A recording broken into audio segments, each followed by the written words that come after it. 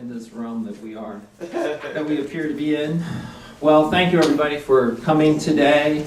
I'm just feeling great joy today just to be able to come up here, and great gratitude to be able to speak on today's topic, which comes to me. So the first thing I do want to say to everyone, though, whatever your expression of this holiday season is, I want to say, celebrate it with peace, love, joy in your hearts and your minds. So we say Happy Hanukkah, Merry Christmas, Merry Kwanzaa, Happy Winter Solstice. Yes. I went on the internet and looked up different experiences of the winter holidays, and it's very interesting. There's in Mongolia, they have the Mongolian New Year, and I figure out how to pronounce Mongolian New Year, but it's interesting. They light a candle for Buddha's enlightenment. And so what that tells me is that wherever you are in the world, whatever culture you come from, we're all celebrating this deep, deep desire to awaken. So I think that's wonderful. Yeah. Okay, so the title of my talk today is The Christmas Star. And as Steve so beautifully read today, we all know that, or some of us were raised in a tradition where we were taught about the Star of Bethlehem. And it was this beautiful, bright star in the sky, which astrologers tell us may have been actually a combination of a planet and two planets, or of different things that were happening astrologically. But nonetheless, this Star of Bethlehem guided the Magi, the three wise men, to the place where Jesus was born. And they were guided there because they were told that the Messiah was coming, that this person who was going to free the world essentially from the various burdens that we had. So that's kind of the story of that we're told. Now, of course, we all know, as we study the Course in Miracles, that the Course in Miracles, and as Jesus translated this to us, really is taking that story and twisting it.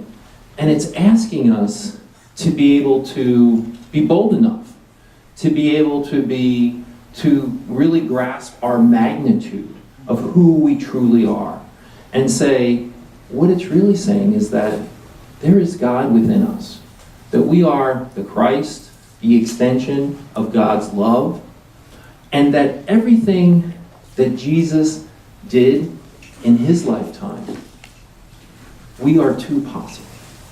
It is possible for us to bring miracles, like I said in meditation, at every moment in our day. It is possible to experience Christmas, the birth of Christ, within our minds this Christmas season. And this season of, as I said, whatever your particular form of cultural celebration may be. And I can say that because the Course in Miracles is inclusive. The Course in Miracles embraces all peoples. Remember what the Course in Miracles says. The Course in Miracles says there's no difference. There's no difference between Reverend Ted, Leslie, all of you sitting out there today, and some African tribesperson who is, at this moment, celebrating whatever their cultural belief system is. Deep down, the form doesn't matter. It doesn't matter at all. There is spirit within all of us, and all of us are miracle workers. Sometimes we're the recipient of miracles at this time of joy. And sometimes we are the performer of miracles. And we all know, for those of us here at the Community Miracle Center, Reverend Tony, a couple weeks ago, was just talking about that we not only do we have to think about miracles, but we have to perform miracles. They're all sitting there waiting for us, waiting to happen. In every conflict situation that you have, in every distressing situation, there is a miracle that is waiting to happen. Course in Miracles says this from today's reading. This Christmas, give the Holy Spirit everything that would hurt you. Let yourself be healed completely, that you may join with him in healing. Let us celebrate our release together by releasing everyone with us. Notice what it says there, folks. Give the Holy Spirit everything that would hurt you. It doesn't say hold back anything. Don't hold back that grievance against your partner. Don't hold back that grievance against Donald Trump. Don't hold back that grievance against Vladimir Putin. Don't hold back that grievance about anyone. Mother, father, financial situation, unresolved conflict with a friend, with a lover, with a partner. It says totally release everything. I was so fascinated as I was putting together this talk today. As many of you know, if you've ever done a talk or a presentation, you get this inspiration, you get an idea, and you don't know exactly oftentimes where it's going to take you until you actually sit down and begin to do the talk. And so what I was amazed as I prepared this talk was how I saw this interlocking chain of miracles taking place just within the past couple weeks of my life. So I wanted to share a little bit of that with you. So first thing I want to talk about is a situation involving a work situation. I've shared with some of you, and I think I've shared with some of my talks. At my workplace, I work with students with disabilities. In my workplace this year, we've gotten some students that have very serious medical conditions that are now coming to our high school. And in those situations, it was a very difficult time in the beginning because our school was simply unequipped to deal with these folks. And so there was a lot of challenges. The parents were very upset with us and very angry with us and let us know in no uncertain terms. And we all know, living in this world, the ego world, that's just what the ego wants. Separation, you're to blame. And in fact, in some part of it was our responsibility. We didn't know certain things and we did know certain things, and so there was a lot going on. Well, anyway, we've come a long way in that situation, and we've made physical changes, we made shifts in our own minds, they've made shifts in our own minds. So what was interesting is that this past week we had an evacuation procedure for one of these medically fragile students. And in the course of what I was amazed is this, one of the parents actually asked me to be part of the team that would evacuate her child in the instance of if something were to go wrong. We have to practice it because her complications in her wheelchair, she can't actually be taken out in a regular emergency chair. We decided that we actually have to carry her out. So it was, so she actually asked, and this was a mother that had expressed a lot of, anger with me. But we've come a long way in trying to work on correcting the situation. So what happened was, we were doing the actual evacuation, and at one point, it was interesting because, sometimes people that have disabilities they're physical disabilities that are really challenging, and they don't have great use of their limbs, and they're, people are afraid of that, And I was just thinking when I went up to this particular student and was helping her in terms of the evacuation, I said, I'm so grateful that I have A Course in Miracles because I don't see her as any different from me. Even though physically she may have, have these disabilities and look differently, I was just like, she's just a sister. She's a holy child of God. So I went up there with a good energy, and when it was my turn to pick her up as part of the evacuation and take her down a flight of steps and then hand her off to another person, this is how these things are done, we had a great time. I was kind of kidding with her, and she was in her own way communicating to me, and you could see that the mother was just so relieved, because that's what she really deep down, I think, had wanted the whole time. Is she perceived that our lack of preparation and resources for her daughter was essentially that we were saying that we didn't love and accept her daughter, okay?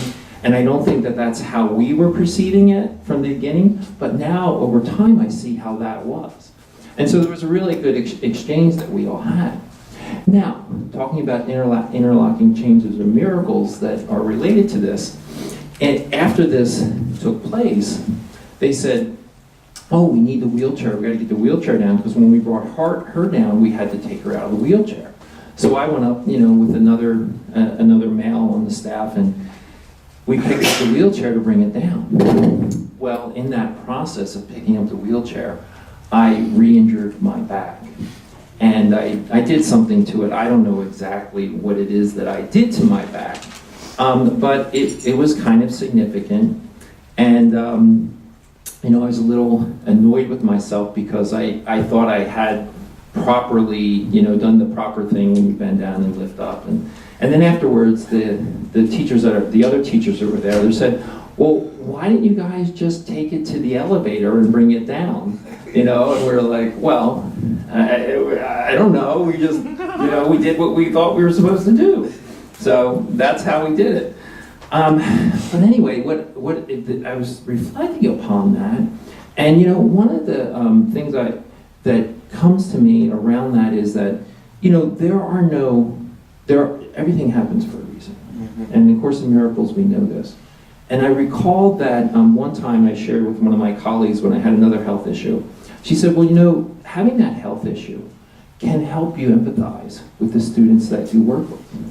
Because those of us that are able-bodied, and most of my life, I've been very able-bodied. I'm athletic, and I've had a really healthy body, and I've abused my body a lot. I mean, I've done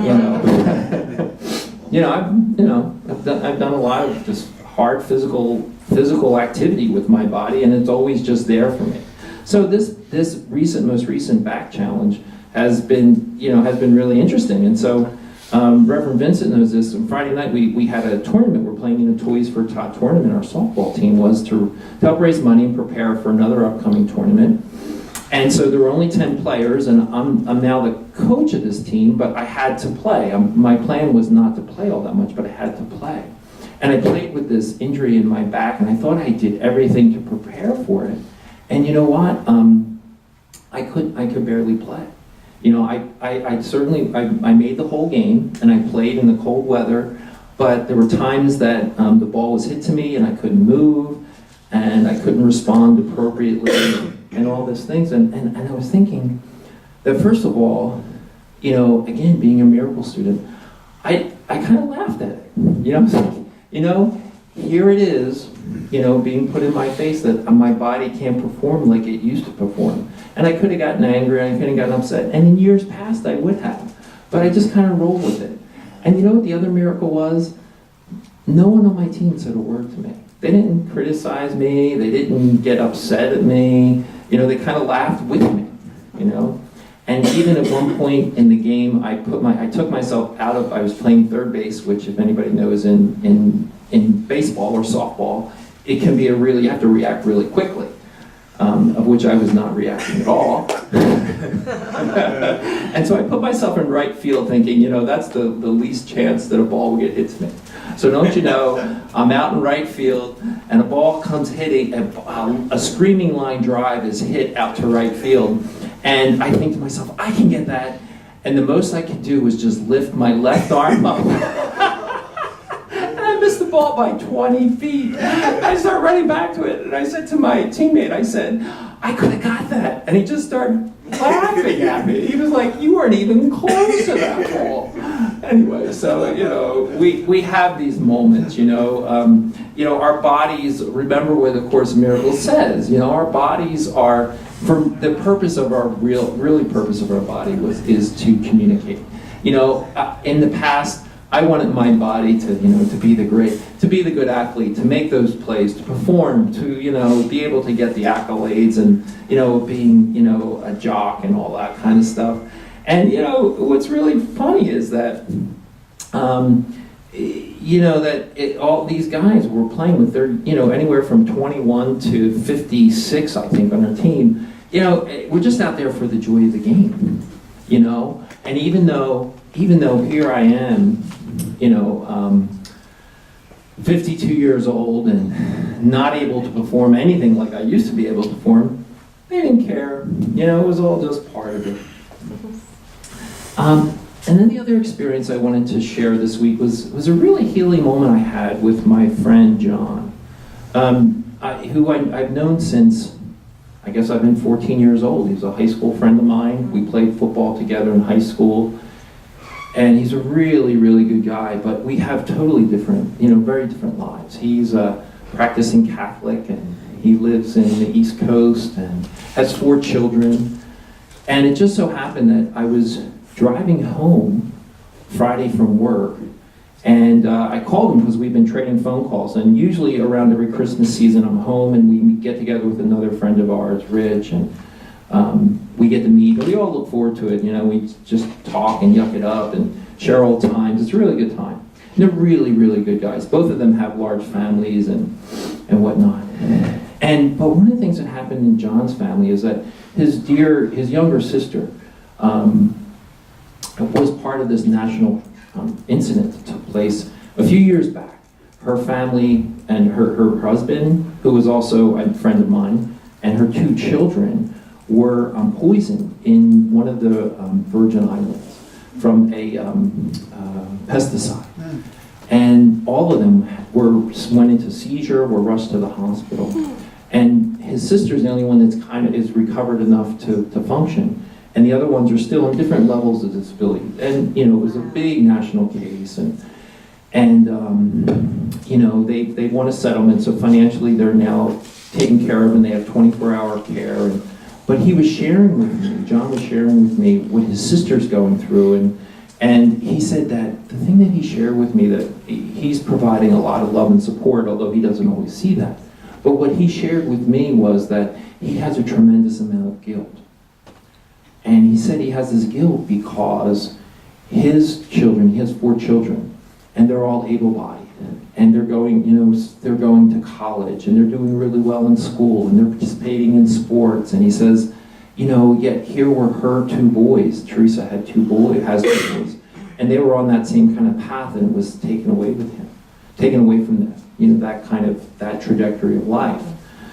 And also his youngest sister, Megan, who was a student of mine when I actually taught his younger sister when I went back to the school we graduated and taught. I taught her. She had 2 children who were both born with severe disabilities. And he was feeling this tremendous amount of guilt. And I just thought to myself, wow, and what I said to him was, I said, look, John, I said, none of this stuff, we can't plan any of this stuff. This is just part of life. I said, but do you realize what a gift you are to your sisters? He has provided so much love, guidance, and support to them. Sometimes just being there to help with their children and some of their needs. And most recently through his daughter, you're a real, wonder of support. And I said to him, and I took this from the Course in Miracles, you know how it is, sometimes you just have to be on the spot with your response to folks. You don't know things are going to come up. And I said to him, guilt is really a wasted emotion. It's a waste of, it does nothing for you, it does nothing for the people around you. And I said to him, I said, I think it's Miracle Principle number 47 kind of refers to this, or one of the Miracle Principles talks about this. And it says that we're to be of service. That's what we do. And he is a miracle to his sisters and to his nieces and nephews who have disabilities. And I know he is because I know how he is. He's always there for them. And I said, you can just be of service to them. And if you're of service to them, and like he was sharing with me, he doesn't, he thinks his oldest sister, whose children were just disabled because of that incident, isn't thinking realistically and is trying to push them too far and all those things. And I just told him, all you can do is be there. And so I thought to myself, in kind of in closing and looking at this, I said, wow, if I had not had this experience with these angels that I work with at my school, and how I see the children that have these disabilities, we all think that when we see these folks, we think, oh my gosh, you know, I shouldn't say we all think that, but some of us have those thoughts, like, wow, look at this person, look how they're strapped into a wheelchair, look how they can't use their limbs, look how they can't speak, and all that. But you know, give yourself a gift. And I challenge you, go to a place where these people are, of whatever age, and you will see an angel. You will see love, and you will see kindness. And I have the gift of being able to see them every day. It doesn't mean that they don't have their struggles. It doesn't mean that they don't have their challenges and their egos as well. But there is something about people with these severe disabilities who the light shines through many of them. And that's what I said. That's what I also said to John. I said, you know, and I said, you know, that's my experience, is that these kids or these people are just there to reflect to us, like what's really important in life. You know, what is really important to us in this holiday season? Is it how much money we have? Is it where we happen to gather for service? That's not important, folks. What is important is that we show up for one another. What's important is that we have this love that's shining within us. And when we're confronted by our ego, that we can look to that Christmas star within, and we can find the guidance, and we can find the love, and we can find the miracles, and we can recognize who we are and who we are for one another. So whatever your preferred holiday is this season, I wish you to have a great one, and that's my talk for today. Wow.